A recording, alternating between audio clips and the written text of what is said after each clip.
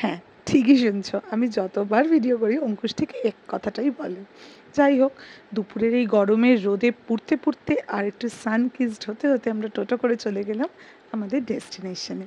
রবিবার ঘরে থাকতে মোটেই ভালো লাগে না, আর যখন জায়গাটা এত সুন্দর সবুজ দিয়ে মোড়া আর গঙ্গার পাড়ে হয় তখন তো ব্যাপারটা পুরো জমে ক্ষীর। যাই হোক, আমরা এই জায়গাটায় গেছিলাম। আর একটু দাঁড়াও, তারপরেই তোমাদের নামটা বলে দেবো।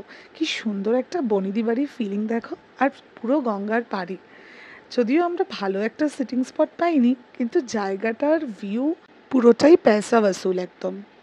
আর আমি যেখানে যাব আর ফটো না তুলে ফিরে আসবো, এটা তো হতেই পারে না। তাই আমি একটু ফটো সেশন করেই নিলাম।